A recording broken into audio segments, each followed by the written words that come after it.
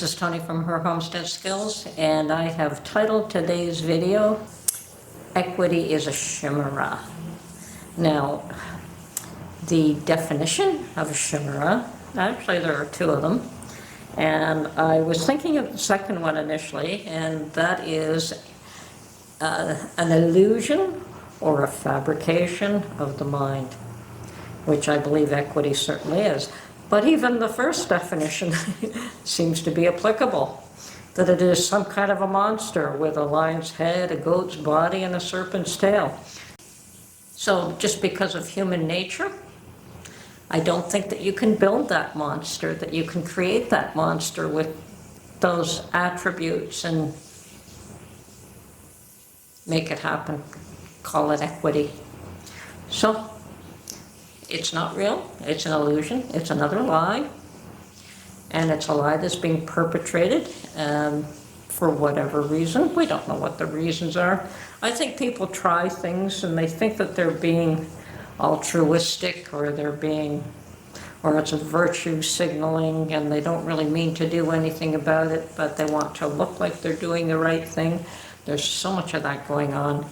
But none of that is real. Even that is all an illusion of the mind. In the US, you do have free speech enshrined in your Constitution, which means that you cannot be prevented from voicing your opinion, although that seems to be happening everywhere. Legally, they don't seem to have grounds to stand on, so it's a matter of standing up, speaking freely, openly. I do understand on certain platforms they may have rules against speech, like in YouTube, but barring that, private enterprises may have rules and regulations that you have to follow in order to access or use their services. Other than that, you should be able to speak openly and freely. You should be able to voice an opinion and not have the government decide what you can and cannot say, and who you should listen to, and who should be allowed to speak and who shouldn't. I believe the government really does not have a role beyond legally defined limits on free speech. So bear that in mind. We do seem to be having a number of attacks on people's rights and freedoms, and perhaps it's time to stand up and just say no. No, my body, my rules, my kitchen, my rules, my thoughts, my own. The media does not have the right to determine what you should think. I think by now everyone is aware of the letter that was sent out to all media outlets telling them what they should allow and what they shouldn't, and what they should promote and what they should not. So I think that will only boomerang and slap them back in the face for attempting that one, since they've already been told by the courts that they don't have a right to control speech. Anyway, we'll see where that one goes, but hopefully people will stand up for the rights that they do have, because if you don't, they will be taken away from you. Okay, so that's step number one. The other thing that I wanted to mention was that someone mentioned the fact that people in North America have no clue what people in other countries have to deal with, the conditions of poverty, the lack of energy sources, gasoline and energy sources being very, very costly, the income levels being so much more reduced compared to North America, basically the standard of living being pretty poor compared to what we're accustomed to here. And I think that my response to that is, are we supposed to be brought down to their level? Or they should be raised up to ours? Should their standard of living be improved? And why would we willingly suffer being brought down to their level? Now, there's nothing worse than having and losing. If you've never had, you don't know the difference. So people who are dealing with what we would consider very poverty situations or lack of resources, and they live it day to day and don't know the difference because that's all they've ever known, they don't feel the lack quite the same. But if you have somebody who's always had a roof over their head, always had enough, a car, a vehicle to get them from point A to point B, more than enough food in their home, more than enough income to be able to enjoy a little treat here and there. It doesn't even have to be a big treat, but you start taking those things away from people one by one by one, they don't take it too well. And I don't really see the value in doing that to anybody. I think that the real value is in lifting up other civilizations, and that's should they want to be lifted up. Unfortunately, some would consider that interference. So it has to come from within. All those things have to come from within. The concept of bettering your own conditions. Let's face it, every person wants to better their own situation. They don't want worse.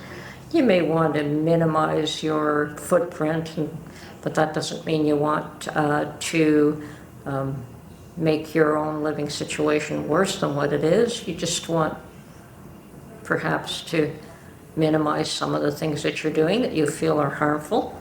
That's fine, nothing wrong with that.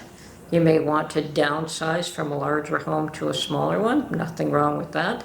You still have the resources that you need or that you're accustomed to, but to not have enough food to eat is, I'm sure, is a difficult situation. Fortunately, I've never known that in my life. Now,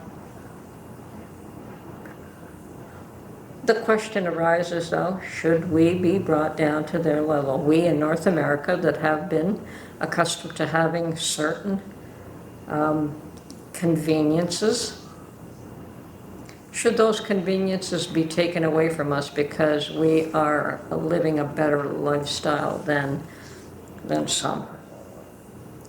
And I would hazard a guess that it does appear to be occurring. We don't know why.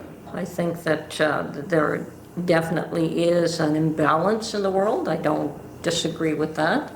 But I don't believe that we should be punished because we may have it a little bit better than our neighbors. No, there is no such thing as equity. This thing that they keep trying to push on us because people are different. There's no such thing as total equity in any society. You always have those that are overachievers, you have those that are underachievers, you have those that have lots of skills that they put to use, you have people with lots of skills that just don't take advantage of the skills and the talents that they actually do have.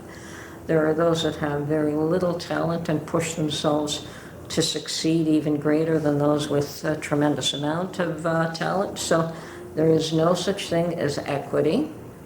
Sometimes it's just the good Lord decides who's going to be successful and who's not.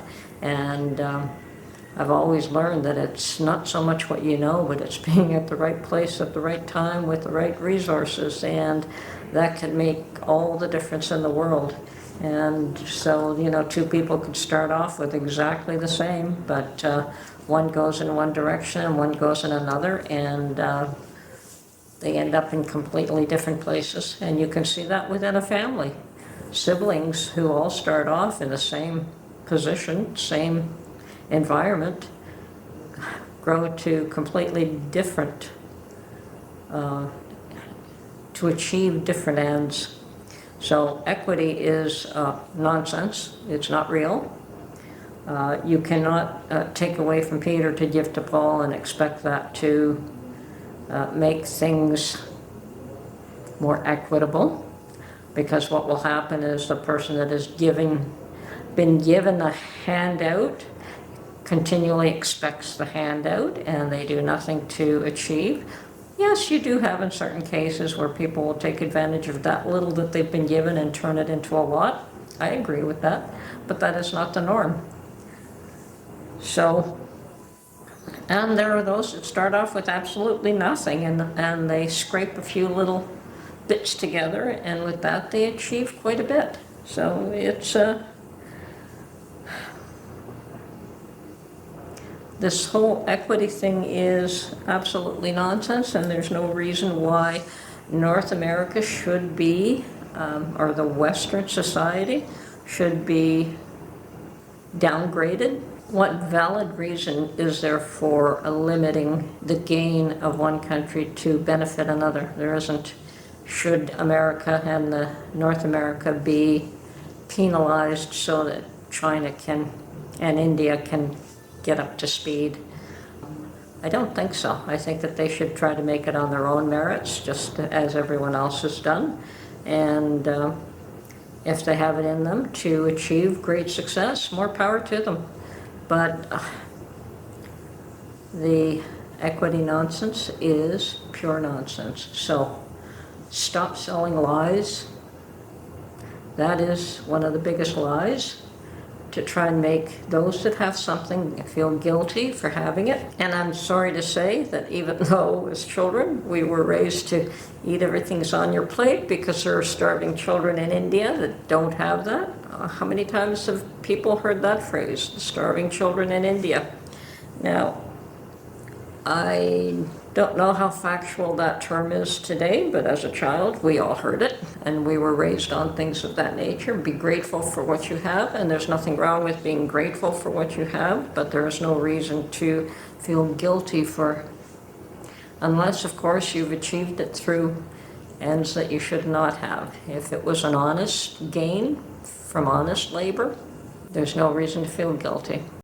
There is no value in destroying a civilization, but there is value in building it up. So let's see what we can do, folks, and don't believe in the lies, and don't believe that you are not worthy, because if God made you worthy, man can't take that away from you. Okay?